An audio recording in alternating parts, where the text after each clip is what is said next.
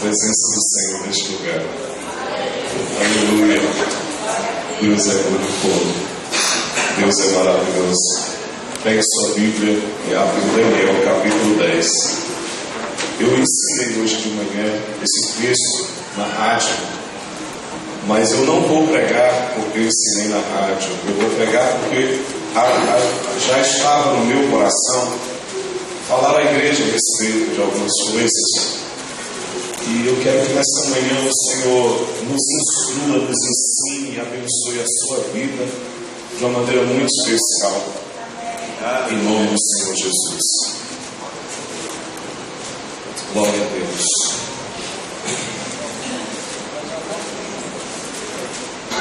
Daniel capítulo 10. O texto de Daniel capítulo 10, verso 2, diz assim: naqueles dias, eu, Daniel, estive triste por 3 semanas. Alimento desejável não comi, nem carne, nem vinho entraram na minha boca, nem ungi com unguento, até que se cumpriram 3 semanas.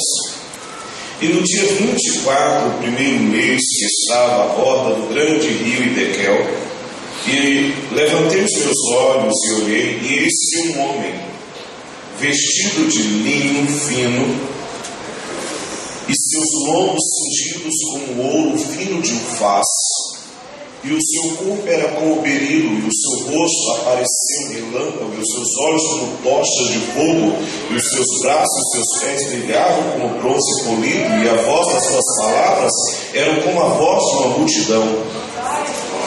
E só eu, Daniel, tive aquela visão.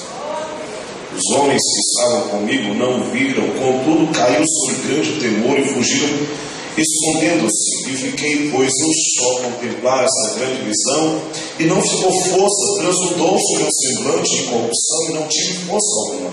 Contudo, ouvi a voz das suas palavras, ouvindo o som das suas palavras, e caí sobre o meu rosto, num profundo sono, rosto em terra. E eis que a mão me tocou e fez com que me movesse os meus joelhos e sobre as palmas das minhas mãos, e me disse: Daniel, homem muito amado, entende as palavras que vou te dizer, e levanta-te sobre os teus pés, porque a ti sou enviado. E falo ele comigo essa palavra, levantei-me tremendo. Esse texto é uma das maiores revelações de Daniel. O livro de Daniel é um livro de 12 capítulos, e ele se divide em 2 tempos. O primeiro tempo, do capítulo 1 ao capítulo 6, ele é um livro histórico, fala da história da vida de Daniel. Capítulo 6 ao capítulo 12 é um livro escatológico, Deus trazendo revelações a Daniel. Do capítulo 10, 11 e 12 é uma mesma revelação, uma mesma profecia. Mas há algumas coisas que eu gostaria de aprender com os irmãos nessa manhã a respeito desse texto, sobre a realidade do mundo espiritual. Amém, irmãos? E gostaria de começar dizendo para você o seguinte: nós não podemos ser daquele tipo de pessoas que espiritualiza tudo. Os irmãos estão entendendo? Vou dizer para você o que eu entendo por espiritualizar tudo. Espiritualizar tudo é atribuir aquilo que não tem uma propriedade única espiritual, aquilo que é só do relacionamento, do comportamento humano. Muitas vezes o marido briga com a mulher e fala assim: essa mulher está com demônio. Não é demônio não, irmão, ela está nervosa, não é? Ou muitas vezes o filho está rebelde, e aí a mulher fala assim: esse menino está com capeta no corpo. Não, não tem nada de capeta, é o menino que está na fase da adolescência, não é? Ou, por exemplo, a mulher está mais assim, nervosa, pastor, depois que essa mulher completou 45 anos, ninguém suporta. Mas não é questão da menopausa que chegou, ou a andropausa, no caso dos homens, né? Eu estou desconfiado que o irmão Pequinho está nessa fase. Para nós aqui, algo para quem tem intimidade aqui, só falo para nós aqui. Que ele bota esse ar-condicionado bocânico, é a andropausa. tem os fogates, o mesmo jeito do homem. Vocês compreendem a situação do irmão. Essa é a brincadeira que eu pego aqui, só para vocês rirem um pouco. Mas eu quero começar dizendo para você que nem tudo tem finalidade no comportamento humano. Tem coisas que é comportamento humano. E aquilo que é comportamento humano, a gente trata como comportamento humano. Muitas vezes eu percebo as pessoas tentando atribuir um valor espiritual às coisas humanas para forçar alguma coisa. Ou, por exemplo, o irmão quer dizer uma verdade para o outro. Aí, para ficar uma verdade mais verdade, fala assim: Deus mandou dizer. Ou é Deus que está dizendo. Aí bota Deus num bolo que não teve nada a ver com ele, que dormiu de noite, e dormiu com a barriga cheia, sonhou um negócio, aí chega no outro dia querendo dizer uma verdade, mas não tem competência de dizer as verdades dele mesmo. Aí fala a verdade o que? Em nome de Deus, né? Deus falou, quando Deus na verdade não falou e Deus não manifestou nada. E tem gente que gosta de forçar. Deus não precisa ser forçado, irmãos. Eu não preciso forçar a manifestação de Deus. Tem coisa que é humana. É humana, simplesmente humana. Agora, irmãos, eu também não quero ser o tipo de pessoa que não espiritualiza nada. Amém? Entenda o que eu disse aqui de primeiro. Eu não quero ser o tipo de pessoa que espiritualiza, mas também não quero ser o tipo de gente que não espiritualiza nada. Sabe por quê, irmãos? O mundo espiritual existe. É tão real quanto eu que agora falo com você. O mundo espiritual é tão presente, tão atual, é tão verdadeiro como eu agora estou vendo você. E vou dizer mais a você nessa noite: o mundo espiritual, ele na verdade influencia sobre o mundo material. Então a gente não pode estar atribuindo qualquer coisa a Deus, mas a gente não pode tirar Deus das coisas. Não é uma confusão que eu estou botando na sua cabeça. É um equilíbrio que a gente precisa ter. Porque, irmãos, tem coisas que acontecem na vida da gente que a gente pensa que é o comportamento. Tem coisas que acontecem na vida da gente que a gente pensa que é normal. Não, é normal esse homem estar desse jeito, é normal essa mulher estar desse jeito, é normal esse pastor estar desse jeito, essas ovelhas estar desse jeito, é normal, pastor, esse adolescente estar desse jeito, é normal que isso aconteça, quando na verdade não é normal. Tem um reino espiritual orquestrando, influenciando todas essas situações. E eu aprendo isso aqui no livro de Daniel. Por quê, pastor? Porque Daniel diz assim: irmãos, eu comecei a orar, e por 21 dias, ou seja, 3 semanas, né, de 7 dias, eu estive orando. E de repente um anjo me toca e diz: homem muito amado. Agora preste atenção no que diz a revelação. Desde o primeiro dia que você orou, Deus ouviu a sua oração. Mas quando eu desci para entregar a visão, quando eu desci para entregar a revelação, o príncipe da Pérsia, pegue sua Bíblia em Daniel capítulo 10, verso 13. Daniel capítulo 10, assim: o príncipe da Pérsia, ele me impediu de trazer. Irmão, o príncipe da Pérsia aqui, teologicamente falando, ele não é o rei da Pérsia. O rei da Pérsia aqui é Ciro e Dário. Ciro e Dário não foram lá no céu brigar com o anjo para impedir a oração descer, não. Mas por que, pastor? Por que aqui está dizendo príncipe da Pérsia? Aqui é um principado, uma potestade espiritual que influenciava os príncipes da Pérsia. Eram demônios, hostes espirituais que influenciavam aqueles reis para que aqueles reis tivessem atitudes que o demônio queria que eles tivessem. E aí eu vou dizer para você, irmãos: o inimigo usa pessoas, usa situações. E eu queria nessa manhã que você entendesse uma coisa que nós precisamos na igreja. Precisamos de discernimento. Pegue sua Bíblia, vai para Coríntios capítulo 2. 1 Coríntios capítulo 2. Eu tenho certeza que essa palavra vai abençoar muito a sua vida nessa manhã. Eu tenho um fogo ardendo no meu coração aqui. 1 Coríntios capítulo 2. Paulo diz assim, irmãos, olha, verso 13: aos quais também falamos, não com palavras de sabedoria humana, mas com o Espírito Santo, preparando as coisas espirituais com as... Ora, o homem natural não compreende as coisas do Espírito de Deus, porque lhe pertence, parecem loucura, e não pode entendê-las, porque elas se discernem.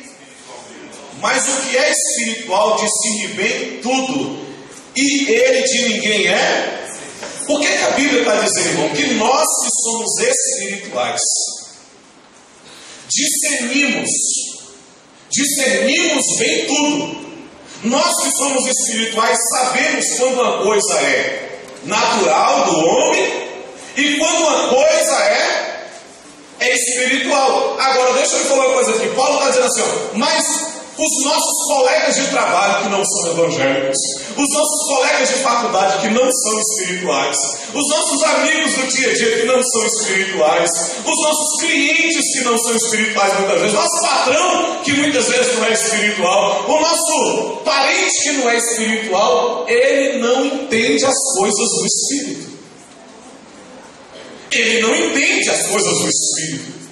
E tem muito crente também, irmãos, que não entende as coisas do Espírito, não discerne as coisas do Espírito, não percebe que o que está acontecendo é algo espiritual. E a gente precisa buscar, irmão, esse discernimento espiritual na nossa vida. Quero contar um testemunho simples para os irmãos. O primeiro deles: toda vez que eu vejo alguém aceitando Jesus, e esse alguém teve um histórico muito mundano, muito promíscuo, muito perturbador, quando ele aceita Jesus, irmão, você já viu a luta que é? Você já percebeu que primeiro piora? E as pessoas falam assim, depois que eu aceitei Jesus, aconteceu uma luta. Já viu isso? Ô pastor, depois que eu resolvi me posicionar diante de Deus, pastor, é tanta luta, é luta no trabalho, é luta na escola, é luta com o filho, é luta com isso, é luta com aquilo. Irmãos, o que é isso, irmãos? É o reino espiritual movendo para te tirar da presença de Deus. Deixa eu te falar outra coisa, Cristo. Eu me lembro quando eu fui ser consagrado a presbítero. Irmãos, que luta que foi. Irmão, foi tanta luta nas semanas que antecederam, mas Deus me deu o presbitério. Depois eu fui ser consagrado a pastor. Pensa numa luta, irmão. Misericórdia, parece que o cão levantou uma fúria terrível. Aí fui consagrado a pastor. Irmãos, deixa eu lhe falar uma coisa aqui. Agora, semana de batismo. Irmãos, as pessoas que vão se batizar, pensa numa luta. Gente ficou doente, gente caiu em depressão, gente não levantou da cama. É uma tribulação. Eu pergunto para os irmãos, a igreja é um reino natural e espiritual, irmão? Os dois. Mas principalmente espiritual. Dá para entender? O que for fazer na igreja, irmão, é espiritual. Porque a gente está brigando com o quê? Com almas, com o inferno. Não é verdade? A gente está no mundo espiritual. Vai fazer uma festa na igreja, uma confraternização. Irmão, tudo que a gente vai fazer na igreja é com uma luta maior. Por quê, irmãos? Envolve o reino espiritual. E o inimigo atenta, irmão, e se levanta contra. E se levanta e se posiciona contra nós. Por quê?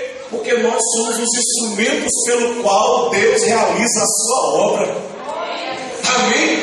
Quem é o Daniel de Deus? O Daniel de Deus é eu e você. Então, meu irmão, se retaliações vierem contra você, deixa eu te dizer uma coisa. Se muitas vezes vier inimigo, ainda que seja na forma de uma pessoa, de palavras humanas, mas eu quero que você discirna que muitas vezes não é a pessoa, é o inimigo. E eu não estou dizendo que Deus usa o cabelo, usou ninguém aqui não, pelo amor de Deus. Abra sua Bíblia em Efésios 6. Efésios 6, 10.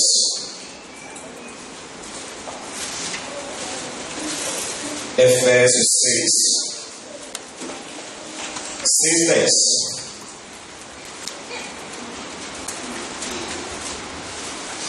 Aleluia.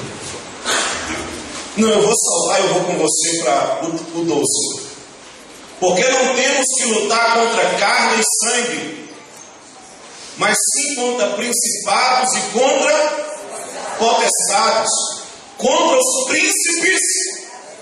Você entende aqui que é príncipes, que tem vários príncipes das trevas? Paulo está falando de potestades, que está sobre a vitória da conquista, sobre a Bahia, sobre o Brasil, sobre a América Latina. É sobre esses príncipes. Nós lutamos contra governadores e príncipes nas regiões celestiais. E Paulo fala assim: contra as hostes espirituais da maldade nos lugares celestiais. Irmão, deixa eu te contar um negócio. O teu inimigo não é o teu esposo, a tua esposa, o teu filho, o teu vizinho, tua vizinha, não é o irmão da igreja. Se você puder olhar para esse irmão e dizer assim: não sou seu inimigo, sou seu aliado, sou seu companheiro de guerra, de batalha, de peleja. Ei, eu estou do seu lado, amém? Ei, escute, eu estou do seu. O inimigo, irmão, é o inferno, é os principados, as potestades.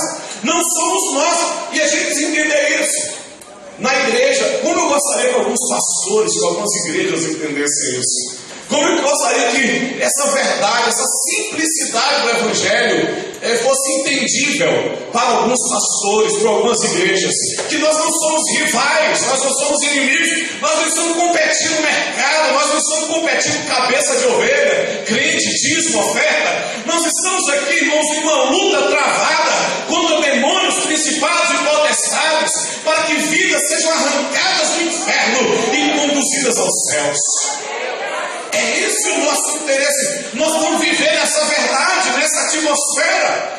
Amém? Viver nesse entendimento. Ei, escute, você vive no reino espiritual.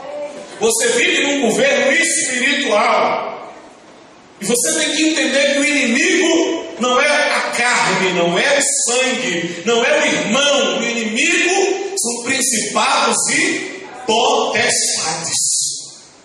São esses os nossos inimigos. Agora, primeiro a gente descobre quem é o inimigo. Amém? Descobre o que primeiro? Discernimento espiritual. A gente precisa ter o quê? Discernimento. Talvez seja o dom espiritual que mais falta dentro da igreja, seja esse. Né, irmão? Porque tem hora que vem cada revelamento, cada profetamento aí, e a gente precisa discernir o que é o profetamento de Deus e o que é a profecia do diabo. Né? Porque tem hora, irmão, que não é uma revelação, é um revelamento. Tem hora que não é uma profecia, é um profetamento. Tem hora, irmão, que não é uma visão, é uma visagem. A gente tem que discernir. Não é tudo que você ouvir na igreja, irmão, que vem de Deus, muitas vezes da carne, da emoção. Muitas vezes é a cabeça do pastor, do pregador. E é meio longo, como aqui também. Mas muitas vezes é Deus. E quando Deus fala, o Espírito Santo testifica no seu coração que é Deus. Porque o Espírito que está em você te ensina tudo. Paulo fala isso. E o Espírito que está em nós nos ensina tudo.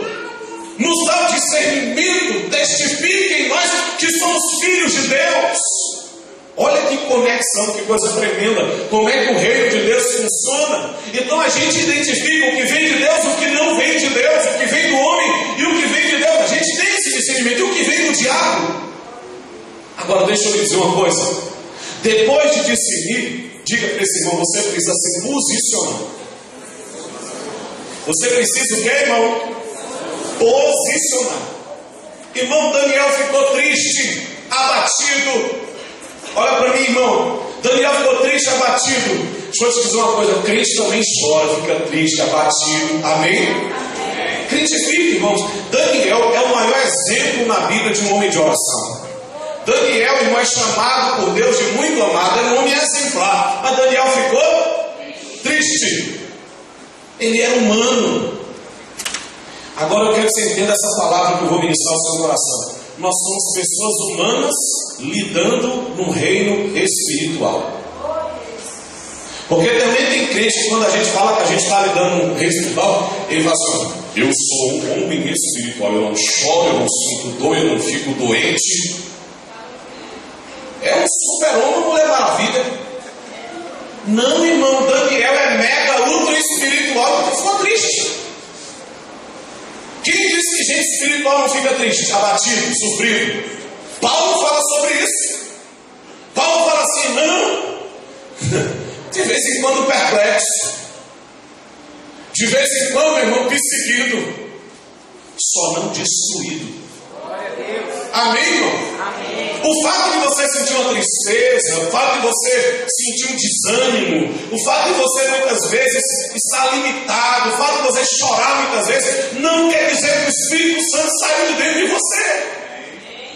Não quer dizer que o Espírito Santo não habita na sua vida. O irmão, o Espírito Santo está aí, tem que ficar feliz, viu? Tem que sorrir. Sorrir, irmão, Jesus te ama. Não é assim não, irmão. Jesus chorou para ensinar para a gente que crente também chora, que crente também se desanima, que crente também se decepciona, que crente também fica triste, abatido, que crente também passa pelas mazelas humanas, porque nós somos seres humanos, irmãos, apesar de lidarmos no reino espiritual. Agora, quando isso que é corruptível se revestir de incorruptibilidade, isso que é mortal se revestir de imortalidade, e então fomos arrebatados a céus, e sermos como Ele é. Irmãos, e daí? Ele vai enxugar no rosto toda lágrima, como está escrito em Apocalipse, e lá não entra choro, nem dor, nem nada. Mas enquanto você estiver aqui, minha irmã e meu irmão, você vai ficar confuso, triste. O seu crente fica confuso também, e você lembra de João Batista? Vem Jesus. João Batista aponta o dedo e fala assim: esse é o Cordeiro de Deus que tira o pecado do mundo. Aí João Batista é preso. Aí João Batista entra em dúvida. Pergunta lá aquele cara se ele é o Cristo mesmo, se ele é o Messias. Aí os discípulos de João vai até Jesus. Jesus, João está com dúvida. Quem está com dúvida, irmão? Quem está com dúvida? Você sabe quem é João Batista? Jesus disse a respeito de João Batista: nascido de mulher, não teve ninguém maior que João Batista. Jesus disse que nascido de mulher não teve ninguém maior que João Batista. E João está com dúvida. Deixa eu falar uma coisa para você aqui. Nem sempre nós temos todas as respostas. Nem sempre nós temos a certeza absoluta das coisas. Nem sempre nós somos seres humanos militando no reino espiritual, mas isso não tira a nossa humanidade. O erro de muitos pastores da nossa atualidade é que os pastores botam uma auréola na cabeça, vazia aqui atrás, um manto de espiritualidade. Deus meu, até o respirar do pastor parece que tem unção. Ai, meu Pai, ixi, Jesus, acaba se ele jogar um paletó, cai gente, né? Se ele soprar, voa cadeira. E tudo que o pastor faz, misericórdia. Irmão, deixa eu falar uma coisa: o pastor é gente, sujeito a errar, a falhar, pisar na bola, ele é pecador. E a única diferença dele e dos irmãos é que ele funciona no corpo como um pastor e tem uma unção pastoral na sua vida. Mas se não fosse a graça de Deus na vida dele, ele estava no pico dos infernos. Deixa eu dizer um negócio para os irmãos: nós temos que entender essas coisas, irmãos. Não adianta botar uma capa de mega ultra. Não, amado, pode vestir da sua humanidade, pode ter as suas dúvidas, as suas incertezas, os seus choros, pode passar pelas suas crises. O pastor entra em crise, entra. Elias entrou em crise, pediu para morrer, depressão profunda. Foi no Glasgow 3 da depressão, moço. Foi terrível. É assim que acontece, filho. A gente fica assim. Mas olha, apesar de seres humanos, nós militamos no reino espiritual. Daniel fica triste. Agora, olha só, como é que se posiciona sendo ser humano no reino espiritual? A receita de Daniel é simples. Você tem que fazer um curso de 12 meses no centro universitário lá em Nova York. Você tem que fazer um encontro. Com nada contra estudar e nada contra encontro, nada, não tenho nada contra isso. Mas a receita de Daniel é tão simples. E eu não comi jejum, rogos de oração, e estava lendo a Bíblia no momento.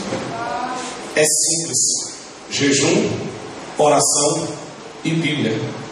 Diga para esse irmão: sua vida tem coisa que você só vai resolver com jejum, oração e Bíblia. Tem coisa que a gente só resolve com jejum, oração e Bíblia. Quando a gente se posiciona diante de Deus. Aí não adianta ir para a corrente forte, ir para a campanha mega ultra. Não adianta. É você que tem que se posicionar diante de Deus com jejum, oração e Bíblia. Amém? Devocional. E Daniel não fazia isso só em crise, não. Fazia isso em crise, fora de crise, triste, alegre. Daniel tinha uma vida de... Eu vou lhe dar uma meta para 2015, amém? Qual a meta, pastor, que o senhor sugere para 2015? Introduza um devocional no seu dia a dia. Tenha um momento com Deus. Se possível, 15 minutos por dia. Separe 15 minutos do seu dia para Deus.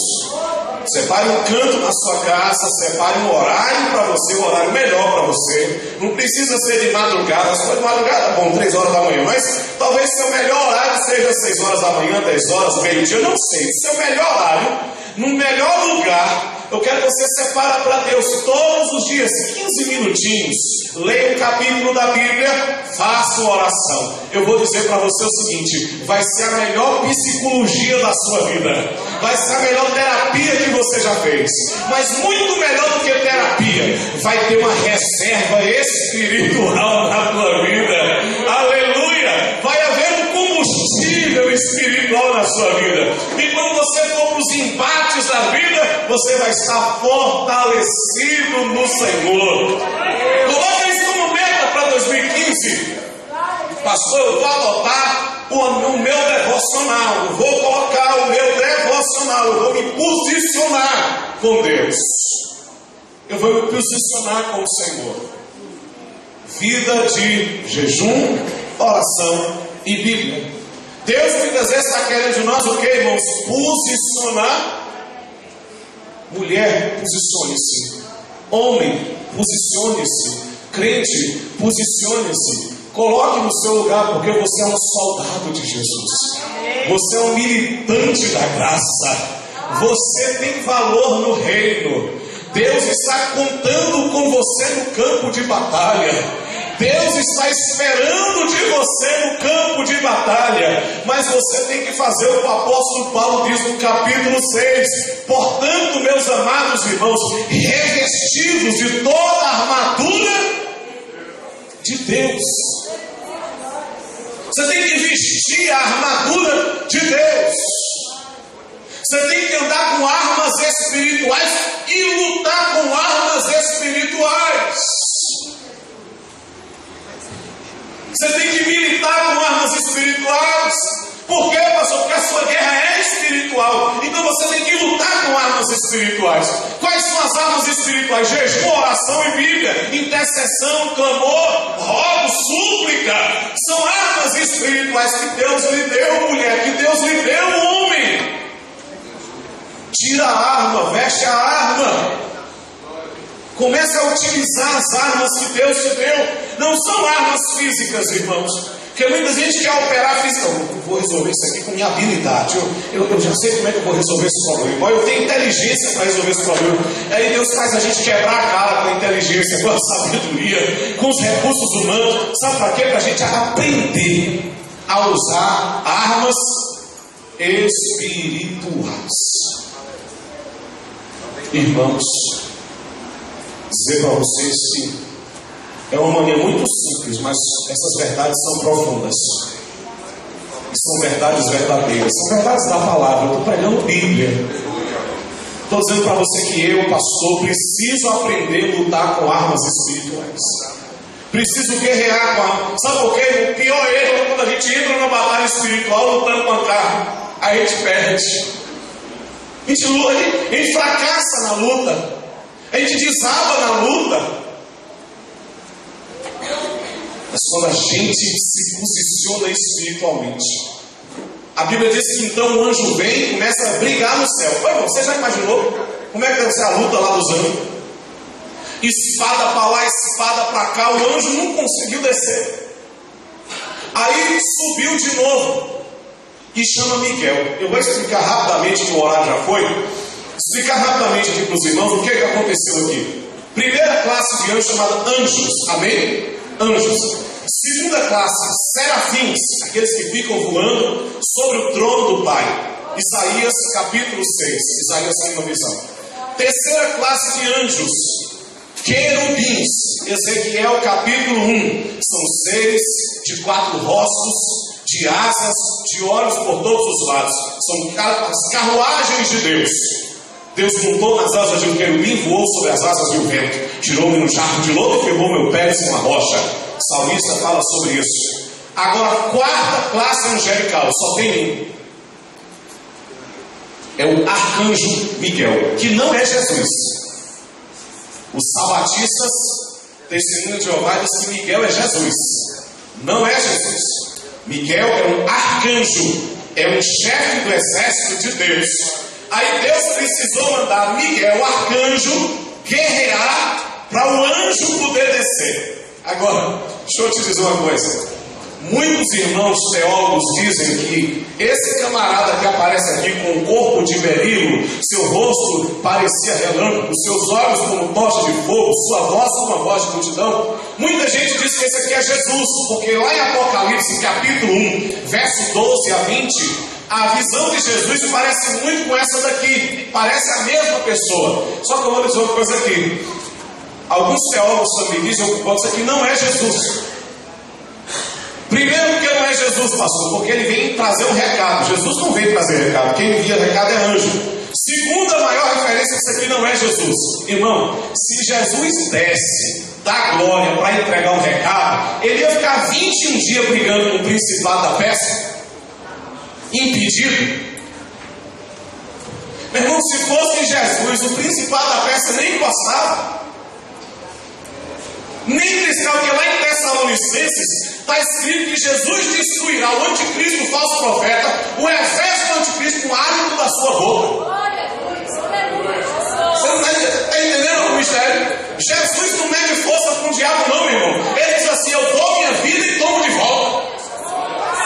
Jesus é simplesmente assim. Ele está entendendo? Vocês vão me prender e me matar porque eu estou deixando, mas depois eu pego minha vida de volta. Ou tremendo lá.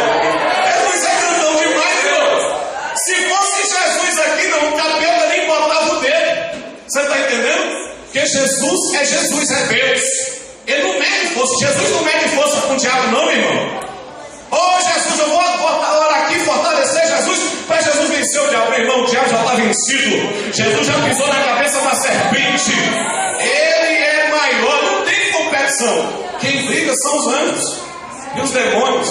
Aí vem Miguel, peleja, vence e traz a vitória. Eu queria que você profetizasse na vida desse irmão uma verdade. Diga para ele: os anjos estão agora guerreando pela tua vida e pela tua causa. Profetiza na vida dele: os anjos de Deus, o exército celestial. Deus está movendo os céus, regindo os céus, orquestrando os céus, guerreando contra os demônios e principados para manifestar a vitória de Deus na sua vida.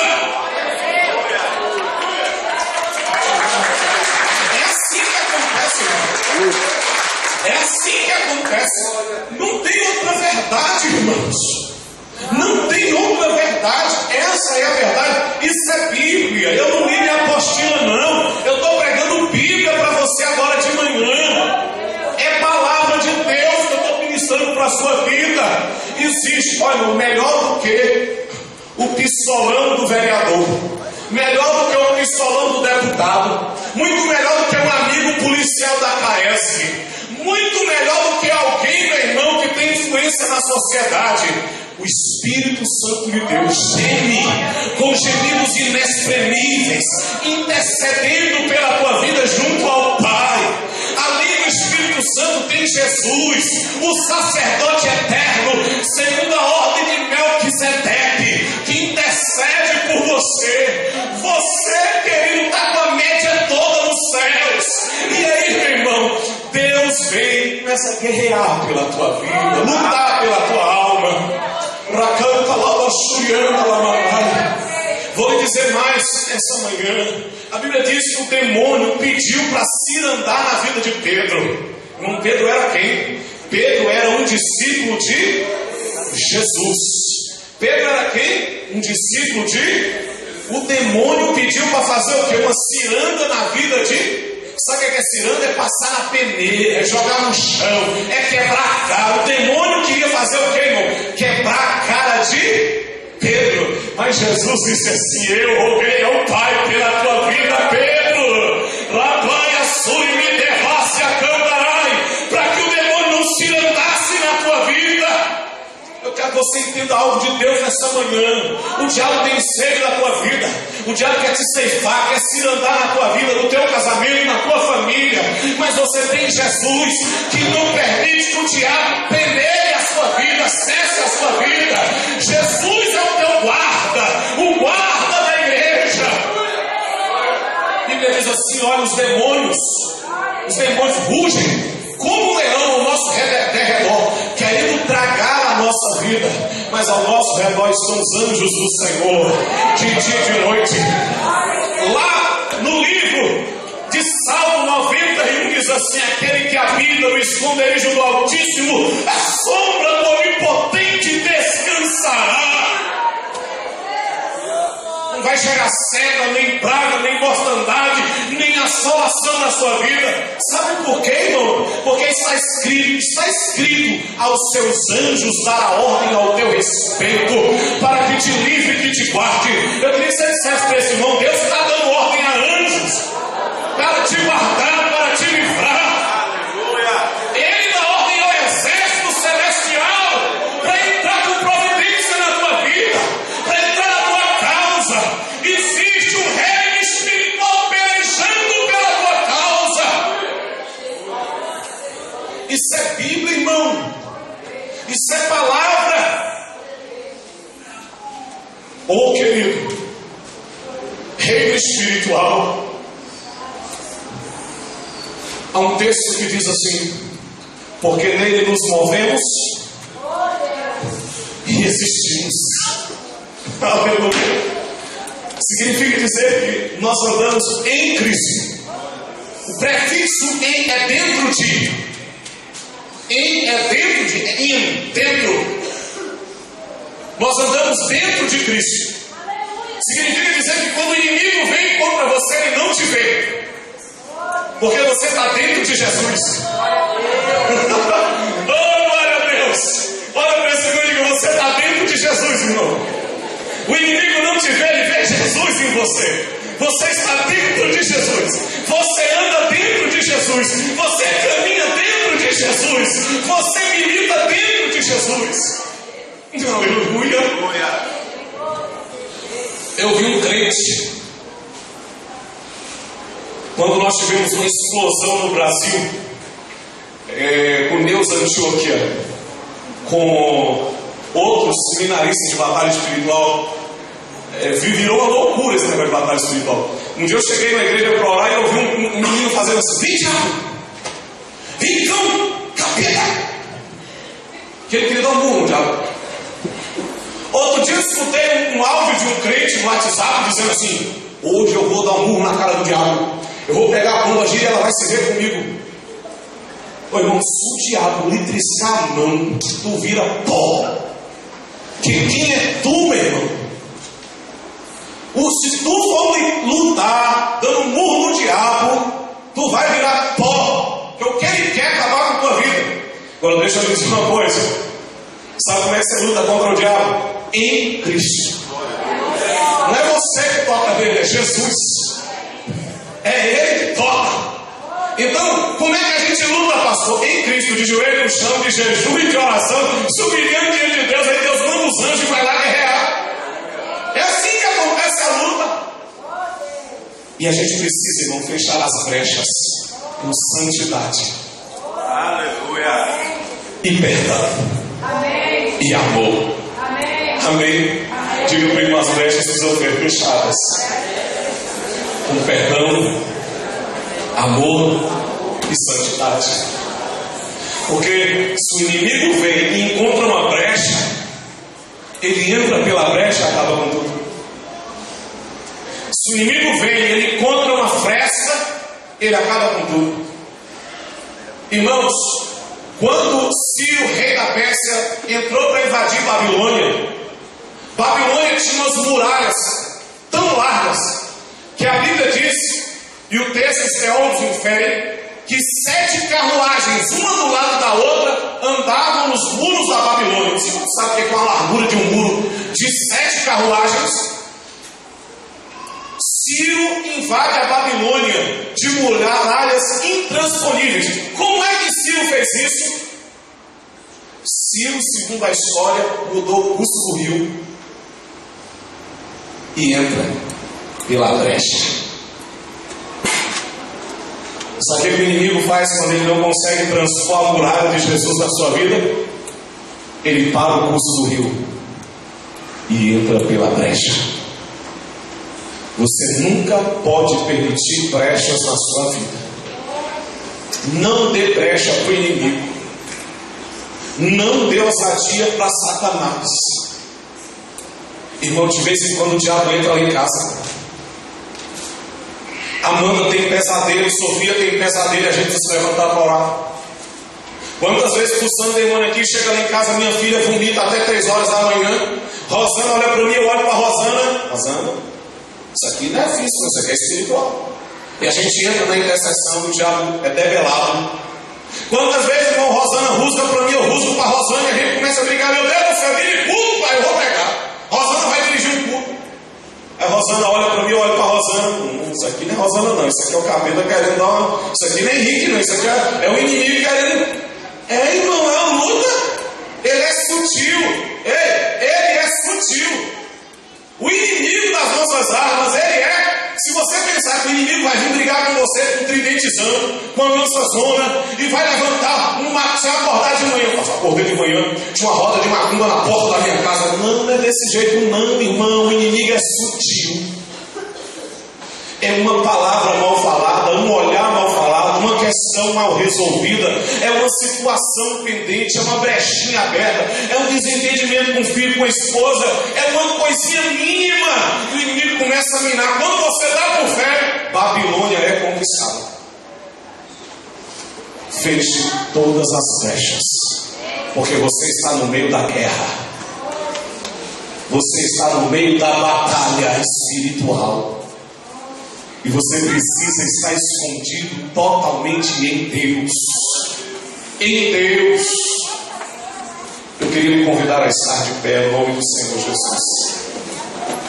Segura a mão desse soldado de Deus do seu lado. Tem um soldado do Senhor aí do seu lado. Uma mulher de Deus, um homem de Deus aí do seu lado. Tem um guerreiro de Jeová. Diga para o irmão assim, mesmo que ferido, irmão.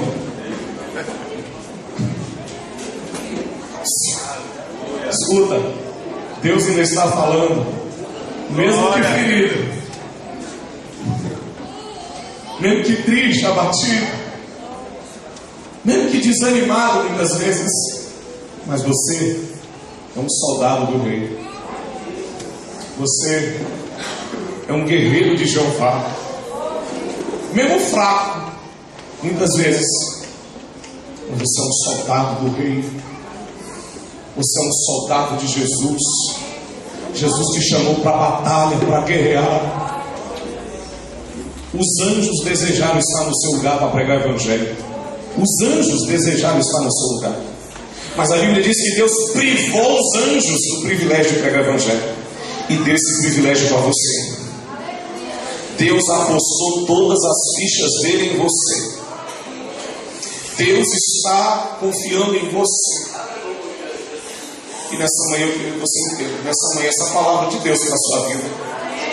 Deus está movimentando os céus e a terra embaixo da terra. A batuta de Deus está regendo os céus agora. Eu imagino que só tem na Bíblia só tem o nome de um anjo chamado Gabriel. A igreja católica tem um chamado Rafael também. Mas na nossa Bíblia só tem Gabriel. Mas Gabriel é o nome de um só. Mas eu imagino Deus dizendo assim: Gabriel, vai lá, fulano, desce ali, em favor das mínimas coisas na sua vida. Há uma batalha nos céus. Mas eu vou fechar a mensagem dessa manhã. Um dos versículos que eu acho mais poderoso na Bíblia. Esse, irmão, eu quero que você leva para casa. Solta a mão do irmão não, que é de Deus. Efésios, capítulo 1. Esse aqui, irmão, eu quero que você adota ele. Diz assim: bendito Deus, Pai do nosso Senhor Jesus Cristo, o qual nos abençoou espiritualmente nos lugares celestiais em Cristo Jesus. Aleluia. Ô mulher, homem, Deus já deu a bênção para você no reino espiritual. Deus te abençoou você com toda sorte de bênção nas regiões celestiais. Quem está lutando aí, um abençoado, ele tem uma ordem de bênção na vida dele. Há um decreto de bênção sobre a sua vida. E quem decretou não foi pastor, não foi apóstolo, não foi bispo. Quem decretou foi Jesus de Nazaré, lá na cruz do Calvário. Está escrito, ele já nos abençoou com toda sorte de bênção nas regiões celestiais. Você é um abençoado, uma abençoada na batalha espiritual. Eu quero orar por essa batalha espiritual da sua vida. Feche os seus olhos agora. Deus, existem pessoas aqui enfrentando muitas lutas e muitas guerras, muitas batalhas e muitas pelejas, Senhor. Ó Senhor, toma essa mulher e esse homem na tua mão nesta manhã. Tu sabes que muitas vezes o inferno se levanta. Tu sabes, Senhor, a fúria que o inimigo tem, a sede que o inimigo tem nessa vida. Mas eu quero lhe pedir nessa manhã, Senhor, esconde o teu filho e a tua filha no esconderijo do Altíssimo, debaixo da sombra do Onipotente. Senhor, que 1000 caiam do lado direito e 10.000 do lado esquerdo da tua filha e do teu filho. Que nessa noite, Pai, nessa manhã, haja vitória de Deus, haja vitória do Senhor. Quem sabe nessa manhã o anjo já está dizendo: muito amado, muito amado, muito amado, muito amada. Nossa herança, todas as bênçãos de Deus para nós, tomamos posse, é nossa herança, toda a vida, todo o poder, tudo que Deus tem, tudo que Deus tem para abrimos nossa vida para receber, abrimos nossas vidas para receber, aleluia, e nada mais nos resistirá. Maior é o que está em nós do que o que está.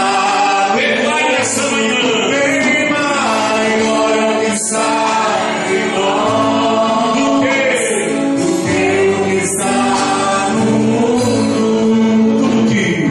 Tudo que Jesus conquistou na cruz é direito nosso, é nossa herança, todas as bênçãos de Deus para nós. Diga para ele: tomamos posse, é nossa herança, toda a vida, toda